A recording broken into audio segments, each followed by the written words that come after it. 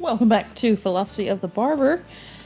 This week we are discussing continuing education. And we can talk about on both sides of the haircut and house because they are very different situations. Oh, yeah. Depending on where you are. Now, I would certainly like to begin talking about continuing education and the state of affairs on the barber side of the house. Because personally, I feel like it is not... It's not promoted as a standard for shop owners in the industry to provide that the way it is in the salon side. I find that being a barber is kind of like being an apprentice, even though you're at a school where it's like you have to be self-driven and seek out that knowledge yourself and not wait or rely on a shop owner to offer that to you. Like, you really have to be looking for knowledge. Yeah. Otherwise, you can very easily rest on your laurels and only learn what you learned in school and what you see in the shop you work in. And see, I was lucky that I didn't have that experience when I got out of school. In fact, that's kind of what geared me towards the shop that I went to, was because it is very uncommon in the barber world to even talk about training after the fact. In-house, at least. Like you said, you'd have to you'd have to be driven to actually seek those things out. But I got very lucky, and this first shop that I went to fresh out of school, he was very big on training.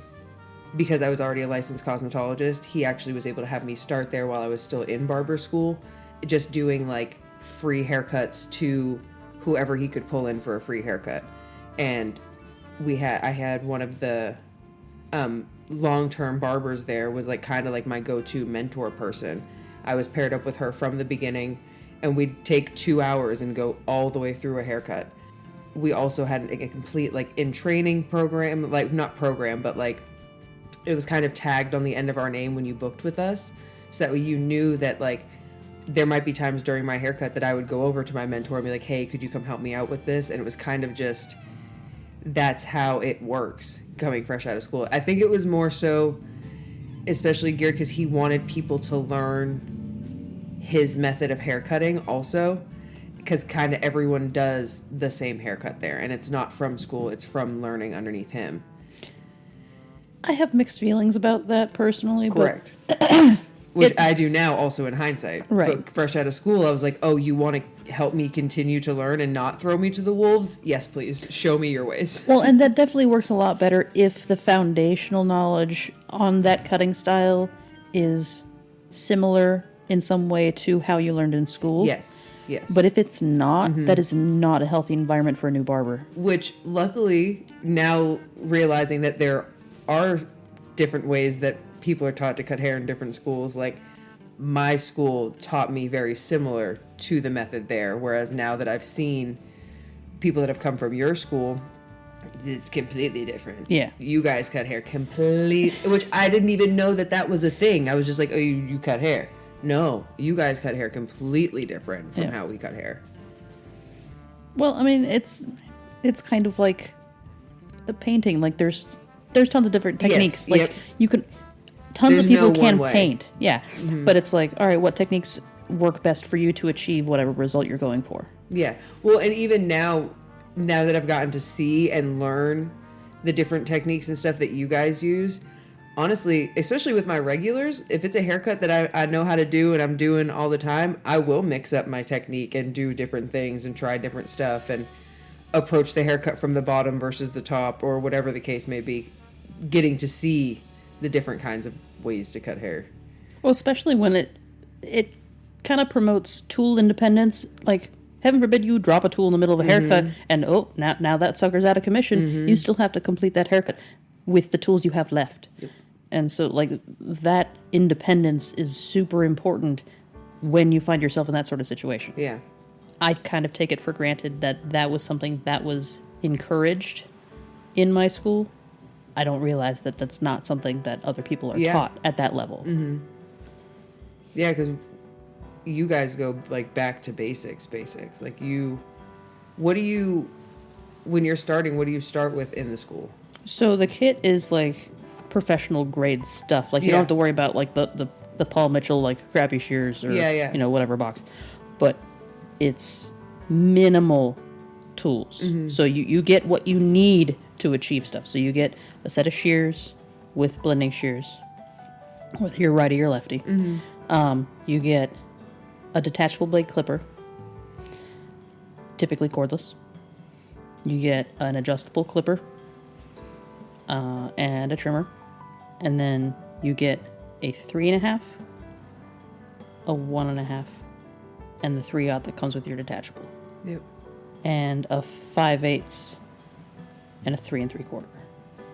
I think 5/8 might be optional, but definitely a 3 3/4. So it's like, all right, you got what you need. Yeah. And like, because we're taught the versatility of a 1.5. Like a 1.5 can act as long as a 3.5 if you're using it on its toe. Yeah. And that's just by virtue of the design of that one blade. That principle doesn't apply to any other blade but the 1.5. But that's also the go-to for doing freehand clipper off the ears and off the collar for a classic haircut. Yeah. And so it's like, all right, cool. You have up to a 3.5, a 2 when it's at an angle, and then a 1.5 when it's flat. Yep. And the adjustable covers close to anything from the 1.5 down to the 3/0. Especially because mostly, like the fast feed, you can adjust that blade to leave up to a 1A, and then it'll leave a little bit longer than a 3/0. So a lot of times they'll do that for the sake of closing that gap. Yeah. So you won't have that like shadow line. Yeah. That you're going to be like, but a 1A will take it out. So that allows its maximum difficulty for the duration of your barber school to learn how to cut hair with those minimal tools. Yeah. And that way, if you want to add to your toolkit and buy more blades, you can do that out of your own pocket. Yeah. But they're giving you everything you need. Yeah. And then everything is easier once you learn how to do it with minimal stuff. Not that I regret my education or anything or how I ended up learning, but I do find it really cool that you guys do learn the back to basics like that and can complete a haircut with just one blade and a comb and really get in there. And the fact that you guys, I've seen so many of you be able to just like carve into the hair beautifully with your blades. Whereas I'm definitely a little bit more timid with those sorts of things and still learning how to get better acquainted with freely using my tool like that. Whereas I, because of my education, rely more on my adjustable for those sorts of things with my play and all that kind of different stuff. Well, and you also are taught to use guards. Yes. We are not. Yeah, we're immediately given an adjustable with guards. Well, like our adjustables come with guards, but they are basically like, throw that in your box because you're not using it while you're here. The only thing we were told about our guards is that anything longer than a 4, just use your fingers. That's the only thing we were told about our guards. So like we were semi-scolded for pulling, if we ever tried to pull out our 5s. That's about it. No, there's definitely a discouragement. Like, I mean, guards have a place, and I find they especially have a place when you're cutting like kinky curly ethnic hair. That is especially a good place to have those. And even like doing more urban style cuts, like a blowout. Yeah. That's when those are handy. Yep.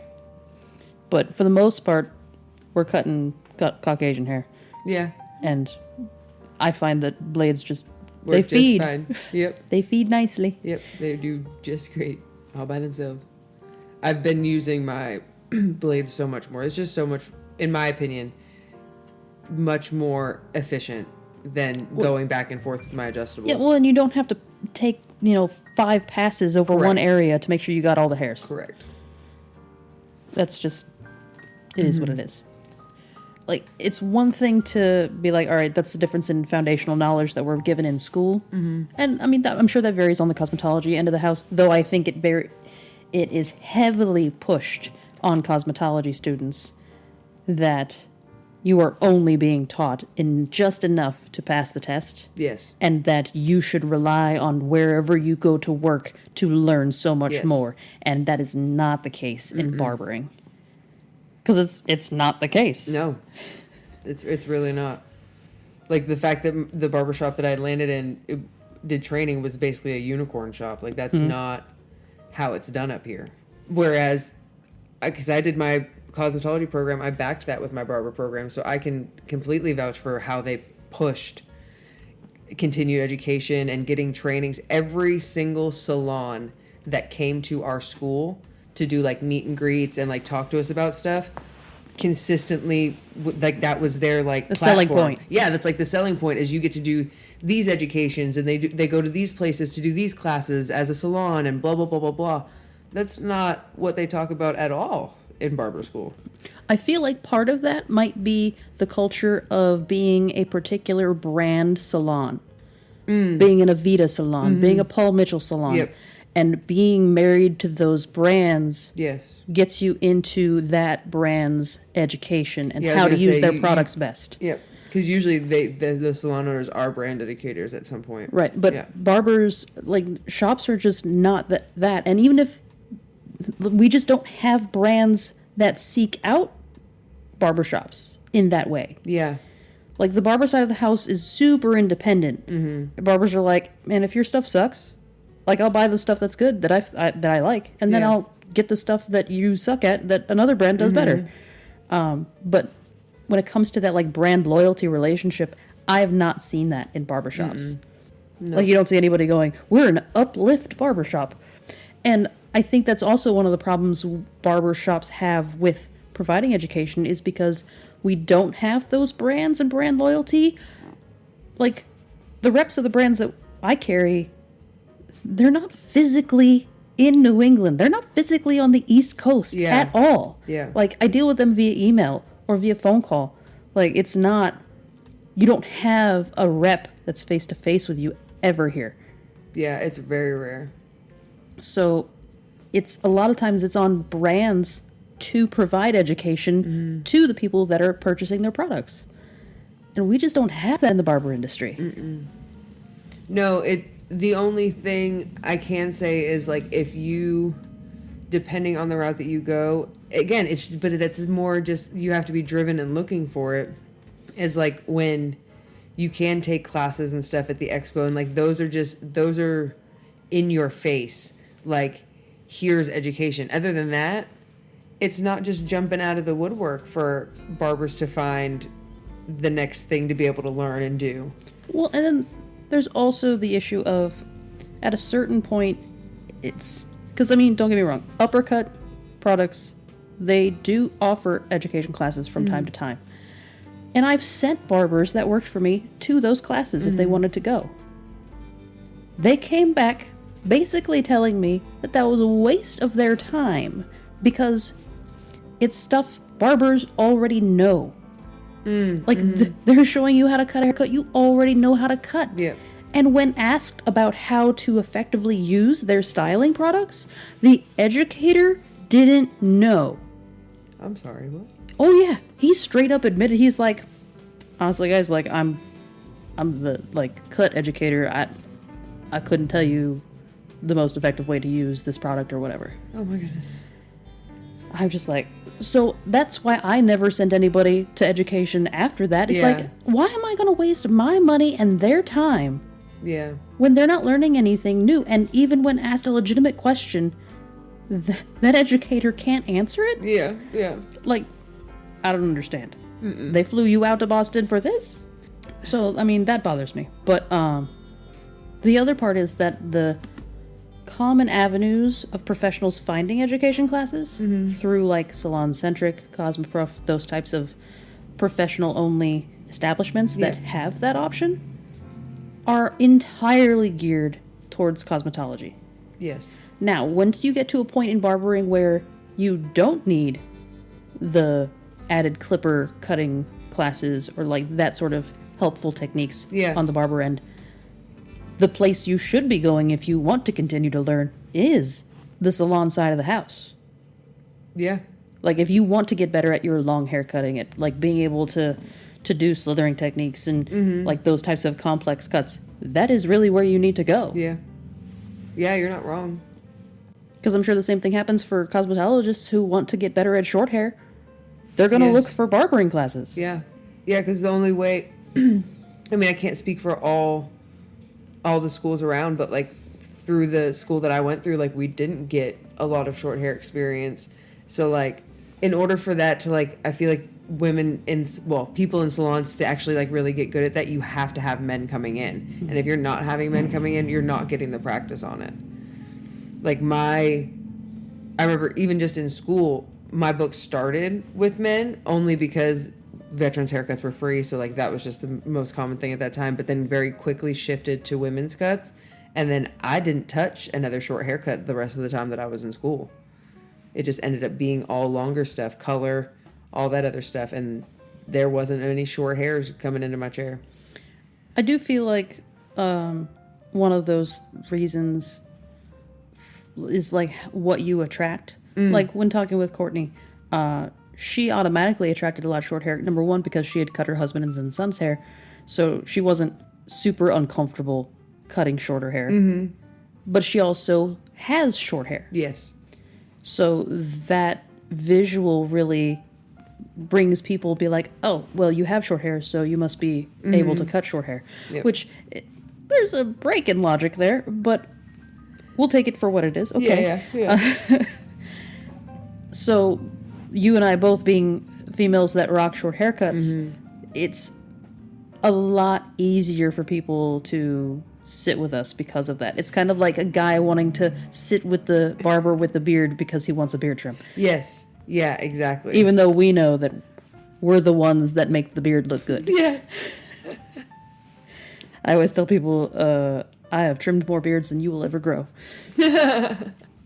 But I definitely agree, because I feel like even when I'm like looking for, not that I like am seeking out a new hairdresser often or have in my life, but like that is things that you look for and kind of things you make note of. Like you wouldn't want someone disheveled or anything like that, just like we've talked about with appearance and stuff. So like it goes into like trust of what you have on your head too. Yeah. I agree. First impressions. Same thing with like color on my head. Like people have more confidence in my ability to do color, number one, because I have crazy color, but then I also tell them, yes, I do my own. Yes. And if you can pull that off. Yeah. If you can hold a mirror for that long. Doing it on somebody else's head, way easier. Which is true.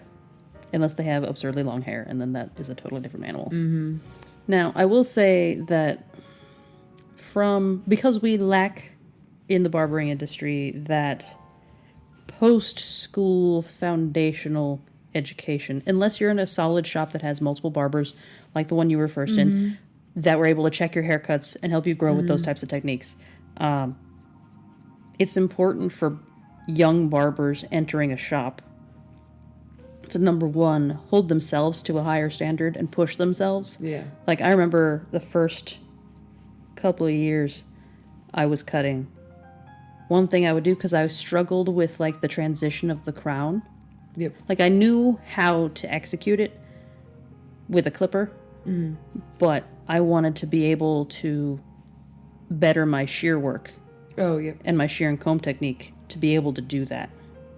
So I would take, like, 5 minutes during the haircut and practice my shear work on the crown area to have that good transition. And then, like, at the end of that 5 minutes, if I wasn't happy with my work, I would go back with the clipper and, like, polish it off. Yep. And be like, all right, it looks good, so we're good to go into the rest of the haircut. But, like, that's something I made a point to challenge myself with every haircut. And I'd made a time limit. That way it was still, like, there's time is being still respected. I'm not getting stuck on a small detail. And then, like, spiraling on the rest of the haircut. So I think that's important for barbers to, like, hold themselves to that and, like, be that self-driven. It's like, hey, if you know you have a weakness, all right, well, allot yourself a time to practice. I will say, if, like, I know some people will go, like, the YouTube route to, like, learn how to do hair and, like, what they're doing and stuff. And not that there's anything wrong with that, but I would highly recommend it if, like, that's the avenue that you're trying to, like, learn when you're getting into a barbershop and stuff. Start with the foundational stuff still. don't go in. I feel like sometimes, well, just a couple of barbers that I've encountered will see these like Instagram videos of these wild haircuts, and they're talking about trying to execute them, and I'm like, you still can't even get out your skin line, so maybe you just pump the brakes a little bit and get your foundation down. I feel like it's super important to get like your basics in and get the foundation of like what you're doing, and then be able to just work off from there and tangent and play with texture and do all the things and try different tools in different areas. Well, and I, having had no haircutting experience prior to going to my barber school, and being taught a particular type of cutting technique, going to YouTube during barber school for me would have done nothing for me but confuse the crap out of me. Correct. Because we don't put in lines. We don't push lines. We don't go from the bottom up unless it's like a freehand clipper preserving length situation. Like when it comes to fades, that is not how we do it. So, in fact, I couldn't really look at those types of, the Instagram charts of like the lines of like this length, this length, this length. Yeah. Those made zero sense to me until after barber school. In fact, until like a year or two out of barber school, once I was confident and I knew all of the things that I learned. Yeah. Then I started to like try and wrap my head around those types of things, and I was like, oh, okay, I see. Now, and then like the way of doing it with like skipping steps and then like going through the middle. In the middle. Yeah, like that's a whole nother, like that took me a bit. I was like, because if you're trying to teach somebody that from like day one, that would have been so difficult for me to wrap my head around. So it all depends on like where you're being taught and who's teaching you. If you can understand that with no prior knowledge, power to you. But not me. No, I very much had to like get my hair cutting style down, like from going from school to like learning from a different kind of educator, and then like making it my own style, because I had to find if I do better going from the top or going from the bottom or meeting in the middle. Like I tried all the different ways to see what felt more comfortable to me, and then I've now been able to expand and do play off of different haircuts and stuff like that. There's still some that like not scare me, but like there's a couple different hairstyles that I'll get in my chair that I'm like, oh crap, I gotta take my time and just work this good. Make you sweat a little bit. Yeah. Especially since like, because they're usually not my regular also. I don't have a lot of those, not intentionally, but just coincidentally don't have a lot of burst fades or stuff like that. And nature of the area we live in. Yes. And so like when I occasionally, or a crop, I did a crop the other day. I've maybe done 2 or 3 crops in my whole time as a barber. You know what I mean? It's just not done. And this kid had such thick hair. So when I saw, his hair was down over his ears, and he came in with a high and tight crop, wanted like a picture of a high and tight crop. And I was like, okay. I just kind of breathed for a second. I was like, all right, I know what to do. You know what I mean? So I was just like, all right, now put your knowledge into work, and you can do this. But they'll always, I feel like, make my stomach tighten up just a little bit. Not as bad as the flat top. But. Oh, God, no. Definitely don't want one of them. I mean, I'll take one if I have to. As long as they know that they just have to be patient with me. Well, you'll call for a check. Yes, exactly. Yep. Because no matter how many years you're in the profession, you can still ask for help. Yep. The bobs, the 45 degrees that I get, like... I get those 45 degrees because I don't cut it the way a stylist cuts a 45 degree. Like, that's why they come to me. Because I do not. I don't cut it at all that way. I'm using the clipper. I'm going as short as they want on that nape. Yep. And I'm cutting it dry, baby. I want to see what that hair does in real life. I know, and it's funny because I would go about mine very differently, having my prior stylist education. And I remember I got one of your ladies one time that gets their haircut like that. And I did, granted, had not seen her haircut from you previously, She sat with me. I did her haircut. She was very happy with it. But then the next time you did her haircut, I was like, that is not at all what she looked like when she left when I did her hair. That's a completely different haircut. She was still very happy with both, but completely different haircut. Yes. Mine definitely lasts them Yes. the longest. The way they want it. Yes. They want that length. Because they are low maintenance Yes. women. Like, I just want enough to be like, boom, I'm a lady. Yeah. And Boom, to I'm a lady. just not have to do anything. Yeah. The one that you saw has to straighten her hair. But I love it. I love it when she comes in and it's not straightened. I'm just like, oh, it just looks so nice. I can't imagine. But yeah, it's definitely, we'll say unorthodox, because that's not how I was taught necessarily to cut it. But that's what works for me. Yep. Because those were definitely my pucker cuts. Yeah. Fair enough. Once I got over the flat top thing, once I got like 50 of those under my belt, it was like, all right, 45s. Why do I get so many 45s? Because I don't say no. Because I need to challenge myself. That's why I don't say no. So it's like, sure, bring it on. Mm-hmm. And some ladies like it. I'm like, cool. Awesome. That means this works. Well, because, I mean, that is like the number one thing they complain about is like a stylist won't go as short as they want. I will say that that is a lot of what I'll get from honestly, some of the, just women in general that want shorter hair. Mm-hmm. Honestly, I was going to say older generation, but even the younger people, they mention how stylists are always so hesitant to do like big chops or just real short or whatever. Or doing anything below a 1. Yeah. Like, that seems to be the line of comfort for them. It's like, anything shorter than a 1? Nope, not happening. Mm-hmm. But also, I want to say maybe it's because the education is so heavily focused on cutting wet hair. And clippers aren't great with wet hair. Yeah, fair enough. They're not great with wet hair at all.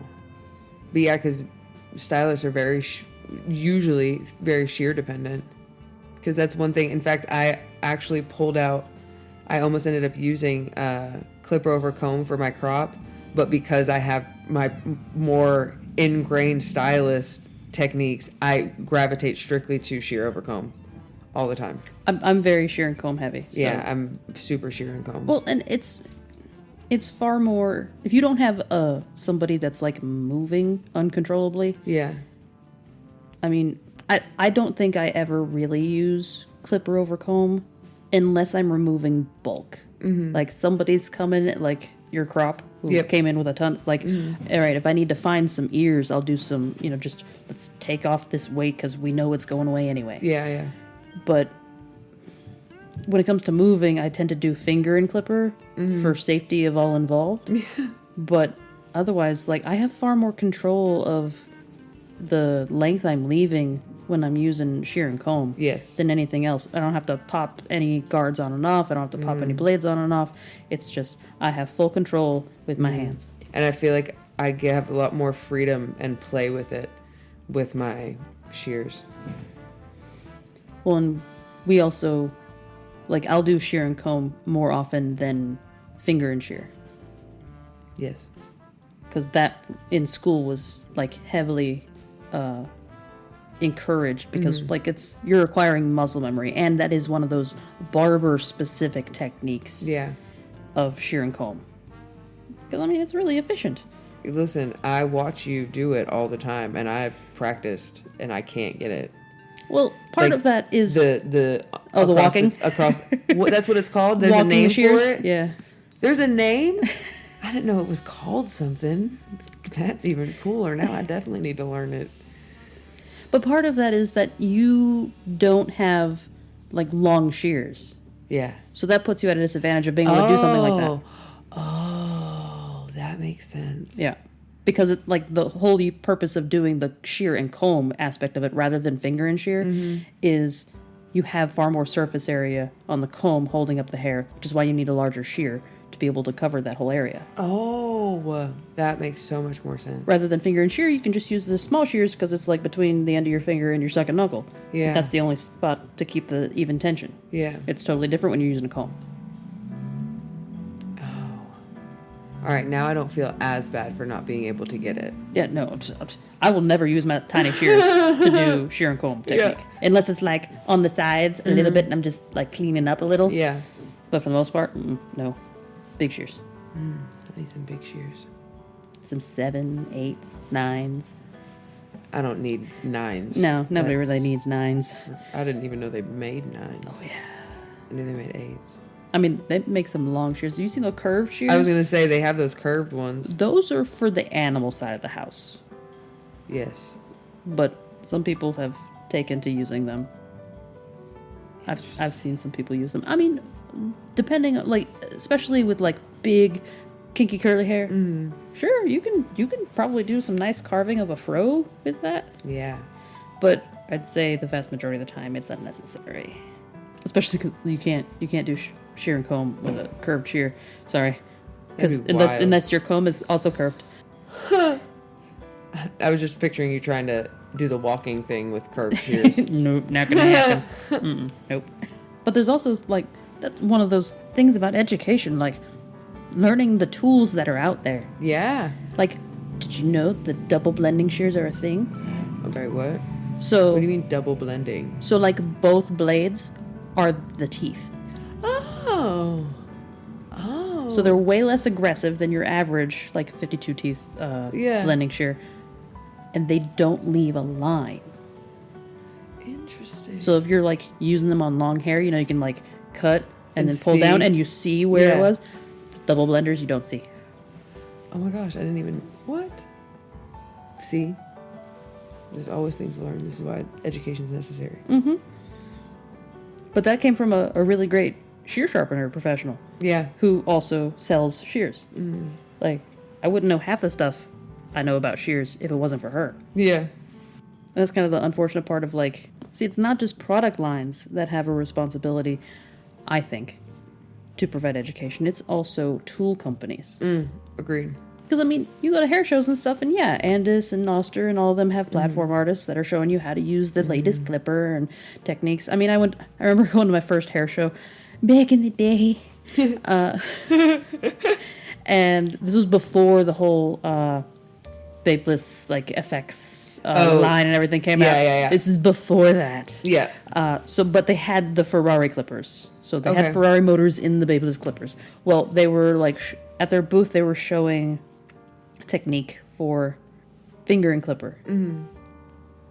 And they were like, because they were basically toting that, oh, this is, new technique because we're now cordless, and this, we're dealing with like early NiCad batteries and into the first lithium-ion batteries. Man, I'm showing my age. And they're like, oh, new techniques, like check this out, and they're like putting in texture with the clipper and all that kind of stuff. I had already started like collecting some old barber textbooks, and my barber school had access to some of the vintage ones, and I pulled up like one from 1911 that had pictures in it. And this is like, when electricity is just starting to be introduced in various ways. Yeah, there was a picture of A.B. Moeller demonstrating clipper over finger with the new electric clipper motor. Oh my gosh, yes. So, as much as they want to be like, new techniques, there's no new technique in barbering. No, you it's just have been to around find for thousands of years. You just have to find the old ones. Yes, it's a rediscover. Yes. If you want to go forward, go back. Now, again, here's the contrast between the hairstylist world and the barber world. Cosmetology school, within our first month of our program, we have a shear guy who's dedicated to the Empire schools. That he's a traveling shear guy, shear sharpener. But he comes in and does an education where he teaches you about the metals and the different countries they come from and what all that means, and like how to identify good shears versus bad shears and all the different sorts of things. I did not know about double blending shears though, which is wild because I've seen some weird blending shears in his books. But literally that same guy, I went to the same school, just a different campus, different program. He did not visit the barber program. That is so uncool. Because, I mean, we should be using shears just as often. Mm-hmm. Maybe not for the whole haircut, but for part of it. Yep. I just had a partial epiphany. Maybe he didn't come to my class because we were crossovers. Were all of you crossovers? Yes. Well, so there was a barber class and then a crossover class. Oh. I never heard of him segregated. Yeah, yes. So he did not visit our class. I know that he visited the cosmetology girls only because we were given the option to have our shears sharpened while he was there. Mm. But I don't believe he visited the barbers. I don't know, though. My shear lady I've known her since barber school, so she come to the barber school all the time, and she very much showed us, like, how to test them with wet tissue, like, how to have proper tension, where the blade should, stop and have tension. How it should fit in your hand, to see, like, what sizes you'd be fit best with your hand. That was more left to our comfort. Like, she would bring in her selection, and, like, we could test them out and feel them and, like, see what we liked, what we didn't like, and, like, holes being too big, whether or not, I mean, it certainly had a discouragement of thumb and finger inserts in our education. Because, I mean, technically it's not necessary, but but yeah, it was definitely like see how your fingers are holding the holes, or, like, some of them have the arc in the middle between your fingers, or, what kind of tang you prefer. Like, I have blending shears, I have 2 tangs. I don't know why. Doesn't make any sense. No, I mean, unless you're an octopus, the extra tangs are not necessary. But, so, like, there was plenty of opportunity to ask questions and really, like, figure out what you like, what you don't like. Swivel thumbs, I was going to say, I fell in love with the swivel thumb. I love my swivel thumb. I will say that when I was in barber school, swivel thumb was not common. I believe it. I believe it. I'm so old. When the shear man came to the cosmetology school, he set up, if we wanted to buy shears from him because we were students, we could do a payment plan so we could pay them off. And that actually, COVID happened during that education, and he actually gave me the option to pause payment during COVID because we weren't in school. Nice. I know, but I was like, no, just I'm still working, keep taking my money so that way I can have my shears when I come back. And they were at the school when I got back, and I've swivel thumbed ever since. And the one time I had to use those loaners and it didn't have a swivel thumb, I didn't even know what to do with my hand. It took me so many haircuts to, like, get used to it. And I still wasn't really, like, my thumb didn't know what the hell to do. The irony being that of the 2 pairs of swivel thumb shears I have, I next to never utilize the swivel thumb function. Really? Really. I didn't realize how much I did until I couldn't. It's just so natural that where I'm angled sometimes, I didn't even realize how often I used it until I had a stiff one. And I was like, I don't know what to do now. Oh, yeah, give me just the hunk of metal shears with no ability to pivot, and I'm fine. Yep. I'm good. I got my tension everywhere it needs to be. I do wish more product lines would at least collaborate with tool companies from time to time. Andis does here and there. I think Uppercut had a special edition clipper. I think it was with Andis. Could be wrong. But, like, they go hand in hand. Yeah. Like, there are just so many marketing opportunities on the barber side of the house that are common practice on the salon side of the house that nobody just seems to want to expand to the other side. It's like, why? Are you afraid? Are you intimidated by barbers? You think they're going to bite you? Yeah. Now, I mean, don't get me wrong, at the very least in the barber school I went to, in the area, we certainly have a reputation as new graduates of being a little bit on the confident side. Some might misconstrue that as cockiness, but, like, I mean, when you took your barber exam, did you have anybody there that was possibly from my barber school? No, just Empire and Yeah. and Apprentice. Yeah, it was a very small group. There was only 2 people in there that I didn't actually go to class with. Fair.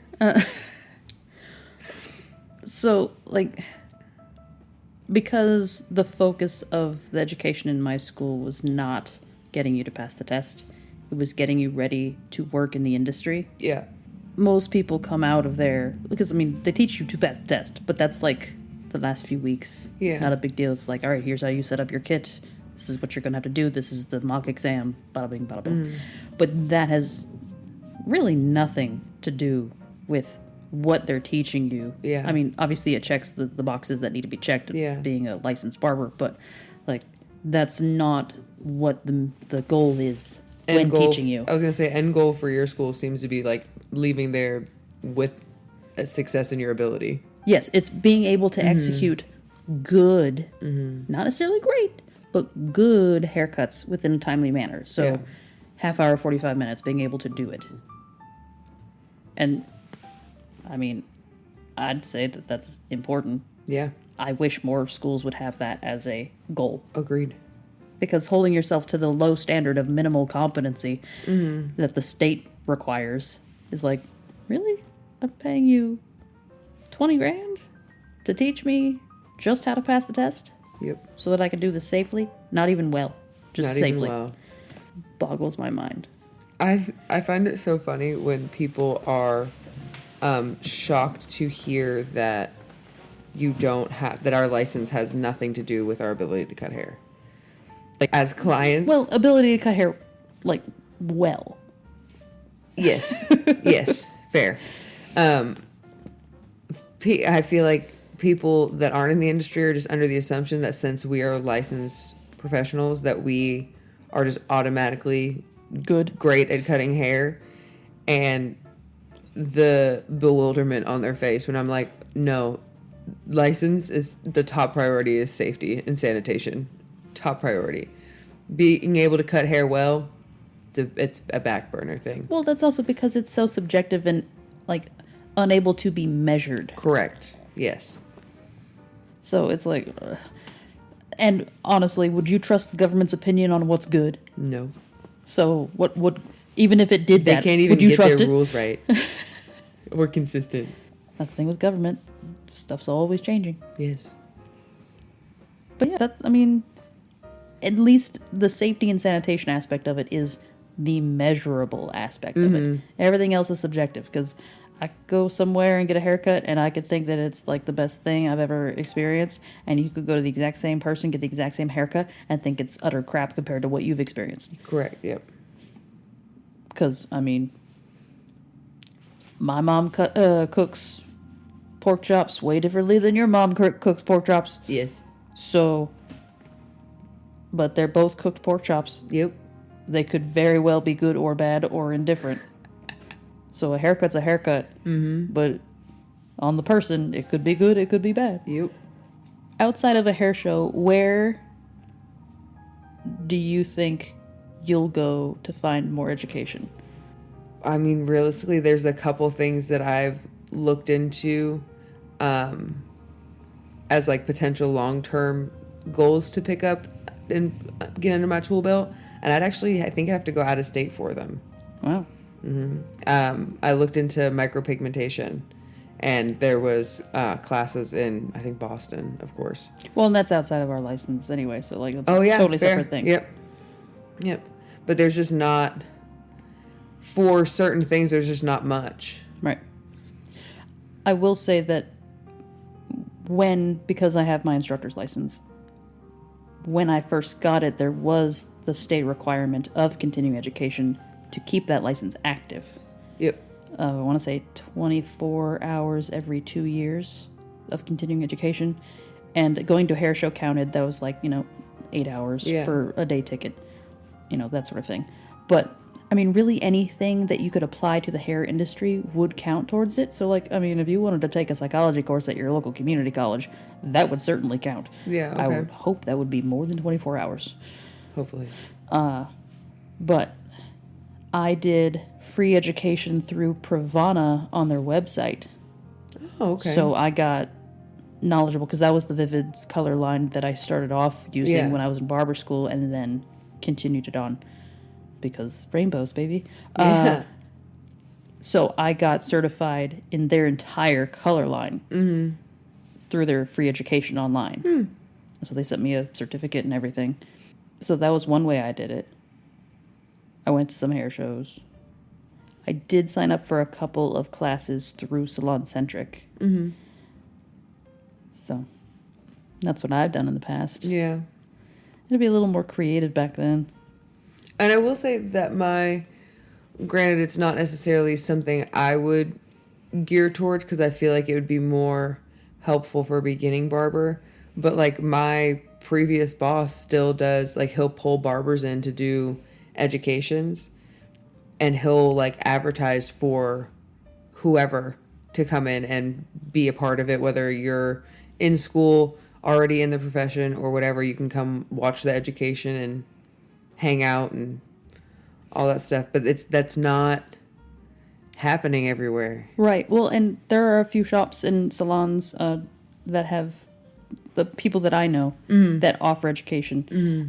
They'll host Okay, cool. different educators. There's one in Portsmouth, there's one in Merrimack, a couple in Merrimack, and they, I mean, obviously education costs money. Yeah. To bring that person in, so tickets cost. But to have a space that's large enough to be able to have several people that way is great. And some of the people here in New Hampshire are educators for brands. So, especially being such a rinky-dink state, like, that's in nobody's mind. Yeah. It's great to have those types of opportunities. Same thing with, like, Uplift. Uplift is willing to do education in spots in shops. And I've gone to... there's a brand called Exotics it was started by Usher's barber. Oh. And this was like in the early days when J Majors was still starting off the Connecticut Barber Expo. It was still in like West Haven, I want to say. Yep.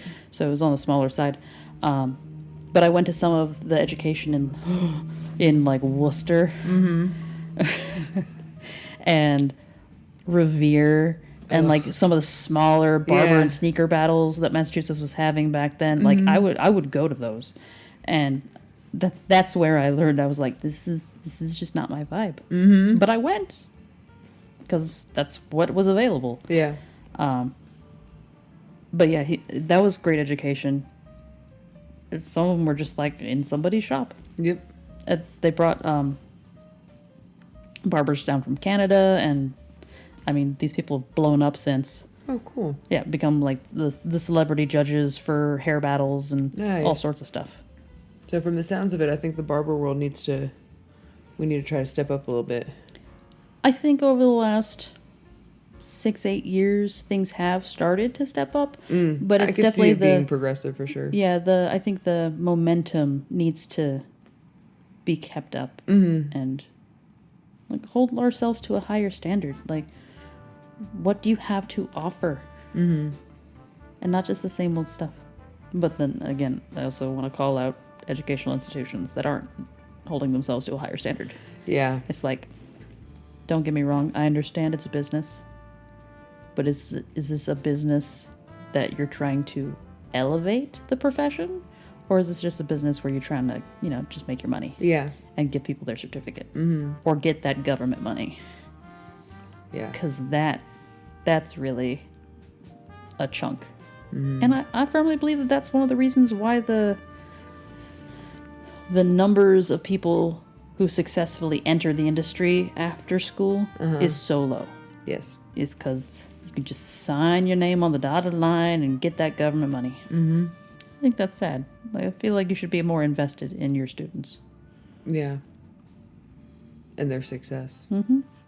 Rather than just like resigning yourself to the statistic. Yeah. Or like just making sure that they pass the board. Covered what I've gotten on my soapbox to cover, so. Yeah. Same. All right, well, you guys have a wonderful night. Have a good night. We'll see y'all next week.